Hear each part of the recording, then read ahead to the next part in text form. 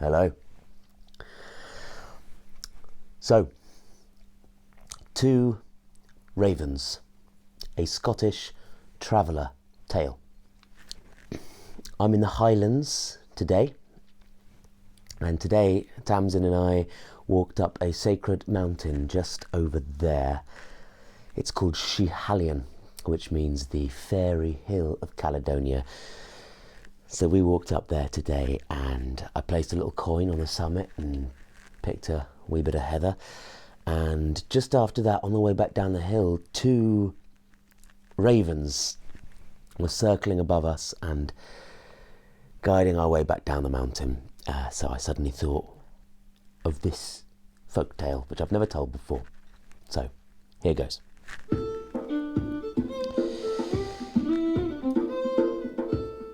Long ago, long ago, there was a wee lad named Jack who was just about coming of age, and his dad had died many years before when Jack was a wee laddie. And Jack lived alone with his mum in a little cottage on the edge of a village at the foot of a big mountain range next to a river. Now, they didn't have a lot of money, Jack and his mum, but they had a little vegetable patch and a few hens, and he was a good gardener, Jack. He worked hard, and every weekend Jack would walk to market and sell a few vegetables and a few eggs, and he would always bring a shilling or two home to his mum. He was a good son. And she would always save a little bit, and she'd always say, "When I die, Jack, I'll leave you some money." Anyway, they didn't have a lot. Jack, he didn't have a lot of vices. He wasn't into drinking, not at all, but he did have one vice. It was this. He loved to fish, and he would spend every spare minute he had with his rod on the little river that ran by his cottage, fishing for trout. And he would sometimes bring a few fish home for his mum and him to eat for their supper, a fish supper. So one day, Jack had finished his chores early, and it was still early in the day, so he was rubbing his hands with glee because they'd had a lot of rain the night before, and it was a nice clear day, and it was perfect conditions for fishing. So Jack told his mum that he was going out to fish. "Oh, not again, Jack, you're spending every wee moment you got fishing," she said. And he said, "Well, I'm nearly 18 years of age now, Mum, and I work hard, and I bring fish home for supper. Why shouldn't I fish? And you know, today I'm going to fish further than I've ever fished before. I'm going to go up, follow the stream up the other side of them mountains, because I think there'll be some really nice fish there." And Jack's mum said, "Jack, no, no, that's the land of the ravens. If you're fishing, if you travel into their land, they'll do something terrible, Jackie." And Jack said, "My, you and your fairy stories. Everyone knows the ravens are just make-believe. You'll believe anything." So Jack gathered his rod and dug some worms in the garden and put them in a little can and got his tackle and a little sandwich to eat on the way, and off he went. And he was going up the stream, and sure enough, it was great conditions for fishing, and he caught several big trout, he did, and put them in his bag. He caught a few little ones too, but he put them back. He liked to do that. Good thing to do. And he went further and further, and then he thought, well, why don't I just go over the ridge of those mountains? And he went further than he's ever been before. Up that stream, up higher and higher. Now, when he crested those hills, he saw further upstream a waterfall. He could only see the top of it. The bottom was covered by by some trees, tangled forest. But he saw this waterfall plummeting down straight and true, and he thought, where that waterfall meets the rest of the river, there's going to be a big pool, and that's going to be a real great spot for fishing. And he wasn't wrong. Just how do I get there, he thought.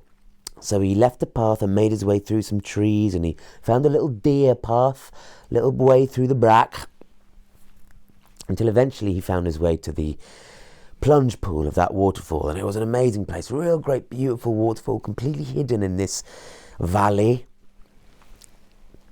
And there were some nice, smooth rocks at the base of that waterfall. And sure enough, he could see the fish swimming about in there. And as he got closer to the edge of the water, he suddenly saw something move near the base of the waterfall. And on one of those big smooth rocks was a lady, a bonny young lass, the most beautiful girl Jack had ever seen in his life. She had this long, sort of golden, wavy hair, and she was wearing these most beautiful clothes that looked like they'd been just beautifully made of leather. And then Jack saw next to this girl, on the rock, the same rock she was sat on, was the biggest eagle he had ever seen in his life. Huge eagle it was. So Jack approached, and this girl looked up and saw him. Well, there's no backing off into the trees now. And she said, "Good morning, laddie," she said, in quite a nice bonny way. "Good morning, laddie. How are you today?" And Jack said, a bit taken aback, he wasn't very used to interaction with females. And he said, "Well, I'm very good." And she said, "What's that you got in your hand?" And he said, "Oh, this is my fishing rod. I've just come to do some fishing." And Jack was just eyeing up that eagle, and that eagle had very beady eyes, and it was just eyeing Jack up and down, seeing if he was a threat. And she noticed this, the young lass, and said, "Don't mind him. He's just hungry, my eagle. His name's Hungry, but he's also hungry because he's always hungry, hence the name." And Jack I had a little idea. He just reached into his bag and got one of the fish out and just threw it, and that eagle just gulped down that whole trout just like that. And that young lass seemed to like that. So he started doing a bit of fishing, don't mind me, just caught a few more trout. And he felt that, he had broken the ice a little with that little trick. And they got to chatting, this girl and Jack, and she was asking him all sorts of questions. "Where you're from?" "Oh, I just live with my mum down at a cottage, just down by a little village further down the river." And she was like, "Oh, that's nice. I live with my 2 uncles further upriver, up in the mountains." "Well, what are you doing here?" said Jack. "Well, I just come here for solitude." "Oh, funny that," said Jack. "I just come here for the fishing." And they got to talking a little bit more, but she was a bit cagey, this girl. She asked Jack a lot of questions, and Jack divulged, but she didn't reveal too much about herself. Until eventually she asked him, a bit up front, "What do you do for work? What do you do for a job?" And Jack said, "Well, not much, really. I grow some vegetables. I sell some eggs at the market. Mainly I look after my mum, and in my spare time, I like to fish." And she said, "Work for me. I have a job for you." And Jack said, "Oh, very interesting." And she said, "I have 2 uncles, 2 ravens they are, and they're keeping me captive in my grandfather's castle, and I desperately want to escape. Come meet me here tomorrow at noon, and I will give you a big reward." Well, that's a pretty big ask, That's conversation had moved on pretty quickly. And Jack said, well, let me think about it, please. I need your help. I can see you're brave and strong and intelligent, and I had a feeling I would meet someone like you here today. Please help me. You have no idea what my uncles, the ravens, are like." And Jack said, I don't know why he said it, but he did. He said, okay, I'll meet you here at noon tomorrow." And not really knowing what had happened, Jack sort of left his fishing and walked back down the river back to his mum's place.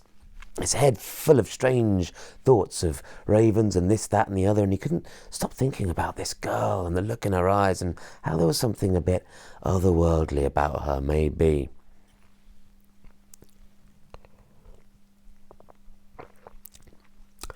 So Jack didn't say anything to his mum. Not right away, anyway, and she made him some tea, nice bit of supper, nice bit to eat, but Jack had sort of lost his appetite a little bit. Didn't fancy eating anything that much. And his mum noticed this, as mothers do, and said, "What's wrong with you, wee Jackie boy? You're not touching your supper." And Jack said, "Mum, tell me about the ravens." "Oh, you want to know about the ravens now, dear? I thought they were fairy tales," she said to her son, mocking him a little bit. But, she secretly wanted to tell him about the stories because he had never shown much interest in this before. Well, she said when she was a young girl in the village, there used to be an old man with a long white beard, and everyone called him a hermit that used to live up in a cave in the mountains, or so the stories went. But in truth, he worked with magic. He was a kind of a warlock or a wizard. Nice kind of wizard, maybe. Anyway, when she was a girl, she remembered the old man disappeared for a long time, maybe a year, maybe 2. And when he came back, he had 2 young boys with him. Beautiful young boys, twins they were, with jet black hair, and they were tall with long straight noses, jet black eyes. Looked a bit like Keanu Reeves, both of them. And they never said a word. They were silent, and they always did exactly what the old man said. And they sort of gave everybody the heebie-jeebies, these 2 twin boys. Anyway, they grew up, and they grew up. And then they didn't see the old man anymore. He had gone. But they heard rumours about those 2 boys. They had turned into 2 robbers, 2 highwaymen. And they would rob stagecoaches up in the mountains. They would rob lonely houses up on the moor and in the glens. Rumour had it they had magical powers bestowed on them by their father, the old hermit. They could run swift as the wind. They could turn invisible, so the stories went. They could change their shape. And they would hoard treasure from all the surrounding land, and they would keep it in their castle, their keep, up on the high moor. Till eventually people wouldn't go in that part of the country anymore. That was Raven country. Well, Jack listened to all of this and nodded.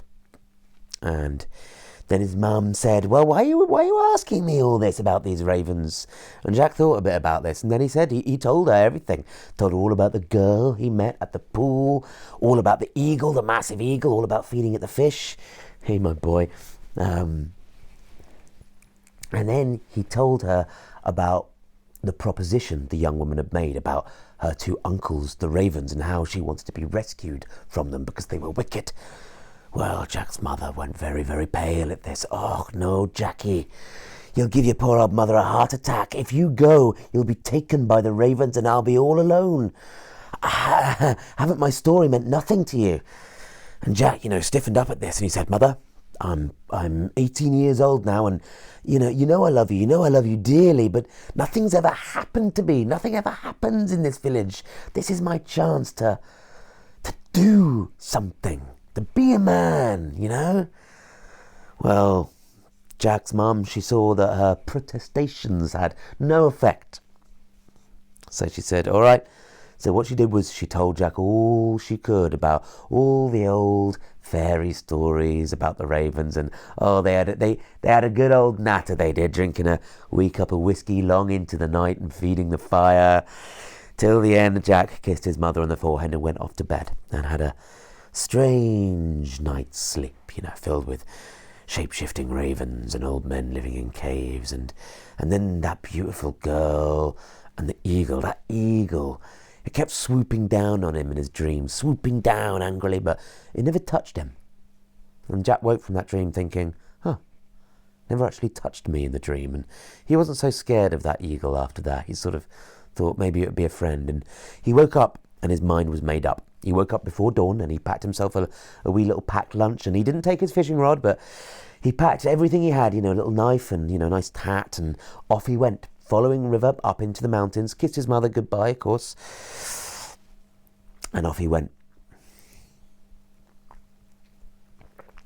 And it was about midday when he came to that waterfall, and there was that bonny wee lass again, with that same massive eagle, giving Jack a bit of a stare. Maybe its gaze was a bit softer now, I don't know, maybe that was just Jack's imagination. And Jack said, tell me everything you know. I want you to be honest with me. Tell me the truth about the ravens, about your uncles, and about yourself. And she said, all right, I'll tell you the truth. I lived with my mother far over the hills, but she was very, very poor. My dad died when I was very young. Mine too, said Jack. Well, my mum's dad, my granddad, he came to look after me. And I remember him coming on a white horse over the hills and took me away to live in his castle. And he looked after me very well. And his castle was filled with all sorts of magical things. But I remember there were also 2 young boys, and they weren't related to me. They were always there, and they were always a bit standoffish with me till I got a little bit older, if you know what I mean. And then they started to get a bit more interested in me, if you know what I mean. Well, my grandfather, everyone said he was a warlock, but he'd practiced magic, but he was a kind old man. And when he grew ill, he told me about those ravens. He said he'd found them dropped from a nest some years before he came to got me, and he took pity on them. And with his magic, he changed them into young boys. And he thought they would be true and good and kind and be his servants. And they were for a while, but their nature was raven nature. They were always tricksy, always unkind, always liked to steal.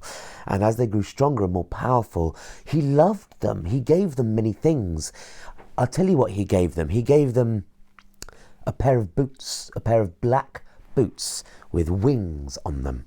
And with those boots, they could run swifter than a horse. And he also gave them a pair of rings, 1 each.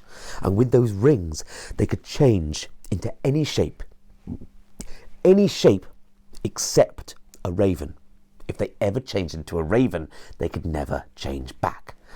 Well, turned out that it was very, very foolish for that old man to give these ravens these things, because when he grew old and died, the ravens used the boots of speed and the rings of shifting form to commit many robberies and many acts of evil.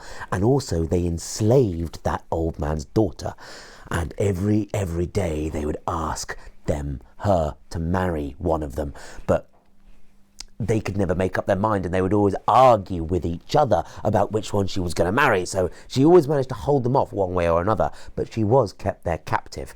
Luckily, her granddad had given her eagle, Hungry, and that kind of kept her a little bit safe from the worst that those ravens would do. So they lived in a kind of strange equilibrium, a very strange family. Those 2 ravens in human form with magical powers, and the granddaughter of a wizard with a protecting eagle. It was a strange dynamic in that castle up on the high moor. And they lived like that for a long time, until I came down to the pool and saw you, Jack, and I knew you were the one that was going to rescue me. Very rambling traveller tale, this. Well, Jack seemed satisfied with this. But that's not all, said the young girl, whose name was Marigold, by the way. I have managed to steal this morning 1 of the rings of my uncles the ravens. Now they only have 1 between them, so they have to stay together because they both need to shapeshift together, and we can turn into anything. I'm going to give this ring to you, Jack, as a token of my trust in you. You can change into anything, but only 3 times. If you change more than 3 times, you cannot change back. So off they went. They went up back to the castle, and luckily the ravens weren't at home. They were off doing their robbing. And the Marigold opened the door, and Jack's eyes, wonder fell upon his face, because that high castle on the high moor was filled with loot and plunder. Those ravens were so greedy. Every little nook and cranny was stuffed full of treasure and gold and silver and just all sorts of tact and nonsense. They were hoarders, these ravens. And in one of the main rooms above a fireplace, Jack saw the black boots of the ravens with the wings on them that gave them speed faster than a horse, and immediately he took them down and cut them into pieces and left them there on the ground. And then Marigold went up to her room and took as much of her possessions as she could, and Jack stuffed his pockets with as much gold as he could, and they went to the stables and found the 2 quickest horses, because the ravens used to steal all the swiftest horses from across the land as well. And off they went on 2 horses. Not long after that, the 2 ravens returned from their robbing, And they got back and they saw on the ground their shoes of swiftness cut into pieces. And they thought, that is our little sister Marigold. She's escaped. We must be after her. But our boots are cut to shreds. So they went to the stable and found an even swifter pair of horses than Jack and Marigold had taken. And they set off over the glen after them. Now Jack and Marigold, they were riding, and they could see these ravens were gaining on them, black shapes, wearing black tricorn hats, black frock coats trailing behind them, black horses, black trim, riding across stream, across glen, gaining. Now, Jack and Marigold, Jack's pockets foolishly weighed down with stuff he had nicked, they got to a fast-flowing stream, and they realised they couldn't go any further, and just at that moment, a hare burst out of the undergrowth, and Jack said, "Hares! Let's become hares." And he touched the ring, and as soon as he thought that, Jack and Marigold turned into two hares, and they raced across the moor. This story may remind you of another story. So, when the two ravens saw that Jack and Marigold had turned into two hares, they said, "They've turned into hares, then we will turn into two hounds." And they rubbed the ring and turned into two hounds and chased Jack and Marigold in hare form all the way across the moors. And they reached another fast-flowing stream, and they were trapped. And then Jack saw, in hare form, a salmon leap out of the string.